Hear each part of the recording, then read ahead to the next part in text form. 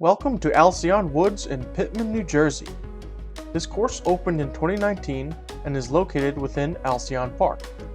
It has both a short and long layout, giving a fun challenge to players of all skill levels. This fully wooded and very well maintained course features 10 par 3s and 8 par 4s, giving the opportunity for a good variety of scores and necessitating a lot of decision making. Tight lines and shot variety are the distinguishing features here at Alcyon. I'm Dave, and today I'll be bringing you through the par 62, 6,804 foot long layout. And stick around to the end to get my thoughts and rating on this course. Starting off at Alcyon, you have a 299 foot par 3. If you have a 300 foot forehand, you're likely to start your round off well. If not, this is a tough righty backhand hole to birdie, but hit your line and you should be able to pitch up for your par. Just the second hole in, you're met with a 620 foot par 4, certainly one of the hardest holes in the course and very early in the round. You want your first shot to get around the corner and as far down the fairway as possible. A backhand skip shot or high hyzer can get you that distance. You also really want to stay in the fairway because the line to the basket is dead straight another 400 feet. Getting the birdie on this hole is certainly something to brag about. Going from one of the hardest to one of the easiest holes in the course, hole 3 is a par 3 at 285 feet and just a simple backhand hyzer. The course designer, Adam Harris, kindly gives you a break on this one, and hopefully you can get a stroke back that you likely lost on the previous hole. Back to the par 4s for the next two holes.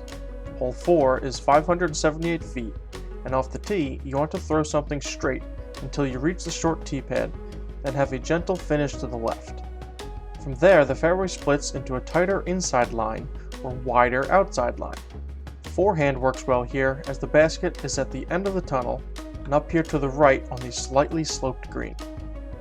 Hole 5's tee pad is the first of a few holes here at Alcyon that are offset from the fairway, adding extra difficulty to your shot. A forced over backhand with a hard finish shapes well for this hole. If you get around the corner, you may only have a jump putt left or even a long eagle bid for very well thrown shots. Hole 6 is a relatively short hole, but the well-guarded green and elevated basket are the challenge here. A backhand turnover should get you to the edge of the circle, but you have to miss these few trees to park it for the 2. Hole 7 seems like a simple hyzer shot, but once you get around the corner, the fairway straightens out and the widest gap is on the outside of the turn, so pushing the far edge of the fairway is necessary to get all the way to the basket. Hole 8 is one of the wider fairways off the tee, giving you the opportunity to open up a bit. You want to get as far up this incline as you can, if not all the way up. That will set you up for a touchy little backhand through the much tighter end of the fairway. Distance makes your second shot much easier on this hole. You are looking at one of the tightest double mandos you'll ever see. No more than 3 feet wide at the ground, hole 9's tee shot demands precision.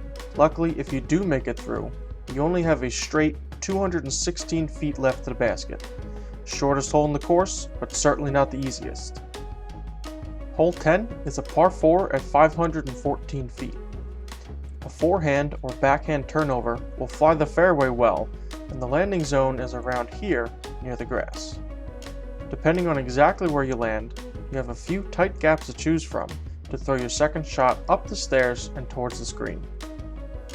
There are two main options on hole 11, the tight straight line to the right or this wide forehand line to the left the way the drone is flying. Either way, the 288 feet certainly makes this hole reachable if you can hit a clean line. Another great offset tee pad, making hole 12's fairway that much more difficult to hit. However, at only 382 feet, this par 4 is certainly eagleable. More likely though, a straight shot 200 to 250 feet will set up a short pitch-up shot to the green for an easy birdie. Hole 13 has a tree to your right just off the tee, preventing you from comfortably throwing the backhand hyzer you want to. Flat with a more stable disc or skipping a driver around the corner are good plays here. Additionally, missing these two large guardian trees are necessary to give you an easy tap in. Hole 14 is a very traditional 2-shot par 4 at 450 feet. Off the tee, a forehand will get you to the landing zone around here. Then you will still need to execute a 150 to 200 foot straight shot with slight elevation up to the green to get you a putt for birdie. 15, you're again prevented from taking the wide hyzer line that you would want to take to get to the basket by this row of trees. Still, pushing the far edge of the fairway with a forehand is the desired line, as it will allow you to get all the way up cleanly. The inside can get you close, but you'll likely get caught up at about 30 feet. Hole 16 is the closest thing you'll find to an open fairway on this course, yet ironically, it has the densest rough if you do get off the fairway. The line is a slight hyzer with a lot of airspace, so if you get the distance correct, you should be looking at one of the easier 2s on the course. Hole 17 is a monster of a wooded par 4.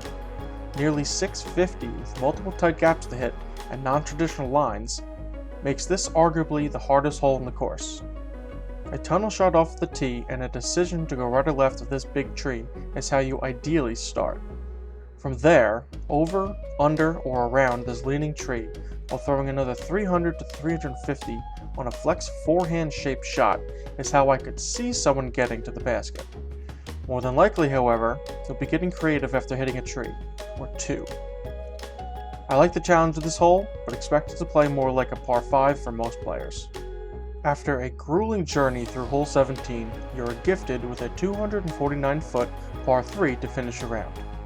However, another offset from the fairway tee, an extended tight gap, and an elevation drop halfway down the fairway, this hole still has some teeth. I really like Alcyon Woods. Great design using strategically placed trees to shape fairways, offsetting tee pads to add difficulty to otherwise stock shots, and a variety of hole shapes make this a very fun and challenging course to play. Some of the fairways get close to each other, so watch out for other players on adjacent holes. Other than that, the flow of the course is well thought out, and many of the next tee signs makes this an easy to follow layout. Added bonus for doing it all on such a small property.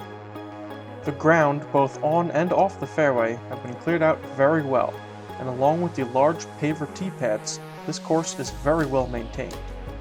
Dog-friendly, cart-friendly, and restrooms available as well. You can see my difficulty breakdown here. Overall, I will give Alcyon Woods a 7.5 out of 10, but let me know how you like this course in the comments below. Thanks for watching. Hit that subscribe button to see more upcoming course breakdowns and other disc golf content. Until next time, I'll see you in the next hole.